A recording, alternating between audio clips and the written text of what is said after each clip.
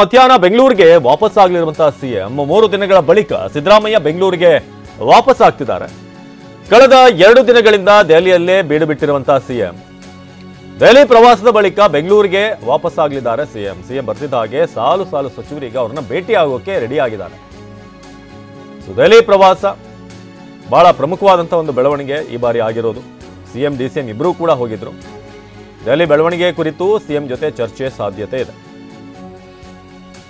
Hospitality ಕ್ಷೇತ್ರದಲ್ಲಿ ಜಾಗತಿಕ ವೃತ್ತಿಯ ಕನಸು ಇದೆಯಾ? ಜಾಗತಿಕ ಅಧ್ಯಯನ ಉದ್ಯೋಗ ಅವಕಾಶಗಳೊಂದಿಗೆ ಭಾರತದ ನಂಬರ್ 1 IIHM ನಲ್ಲಿ ಓದಿ ಪ್ರವೇಶ ಆರಂಭವಾಗಿದೆ. ಈಗಲೇ ಸೇರಿ. 5 ವರ್ಷ ನಾನೇ ಸಿಎಂ ಅಂದ್ರೂ ಕೂಡ ಸಚಿವರಲ್ಲಿ ಸ್ವಲ್ಪ ಗೊಂದಲ ಇದೆ. ಸಾಮಾನ್ಯವಾಗಿ ಮಾಧ್ಯಮದವ್ರು ಕೇಳಿದಾಗ ಅವ್ರು ಹೇಳೋದು ನಿಗಮ ಮಂಡಳಿ ಸಂಬಂಧಪಟ್ಟ ಹಾಗೆ ಬೇರೆ ಬೇರೆ ಕೆಲಸಗಳಿತ್ತು, ಅದಕ್ಕೆ ಹೋಗಿದ್ವಿ ಅಂತ. ಬಟ್ ಆಕ್ಚುಯಲ್ ವಿಚಾರಗಳು ಏನು ನಡೀತಾ ಇದೆ, ಏನು ಚರ್ಚೆ ಸದ್ಯಕ್ಕೆ ಆಗ್ತಾ ಇದೆ. ಸೊ ಈಗ 5 ವರ್ಷ ನಾನೇ ಸಿಎಂ ಅಂತ ಹೇಳಿದರೂ ಕೂಡ ಒಂದಷ್ಟು ಸಚಿವರಲ್ಲಿ ಗೊಂದಲ ಇದೆ.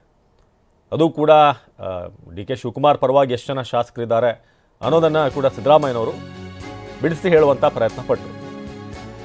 ಇನ್ನು ಕೆಲ ಕಾಂಗ್ರೆಸ್ ಸಚಿವರಲ್ಲಿ ಮೂಡಿರುವಂಥ ಗೊಂದಲ, ಸಿಎಂ ಬರ್ತಿದ್ದ ಹಾಗೆ ಸಾಲು ಸಚಿವರು ಭೇಟಿಯಾಗುವಂಥ ಸಾಧ್ಯತೆ ಇದೆ ಎಂದು ಸಿಎಂ ಸಿದ್ದರಾಮಯ್ಯರನ್ನ ಭೇಟಿ ಮಾಡುವಂಥ ಸಾಧ್ಯತೆ, ಬೆಂಗಳೂರಿಗೆ ಬರ್ತಿದ್ದ ಹಾಗೆ ಭೇಟಿಯಾಗುವಂಥ ಸಾಧ್ಯತೆಗಳು ದಟ್ಟವಾಗಿದೆ.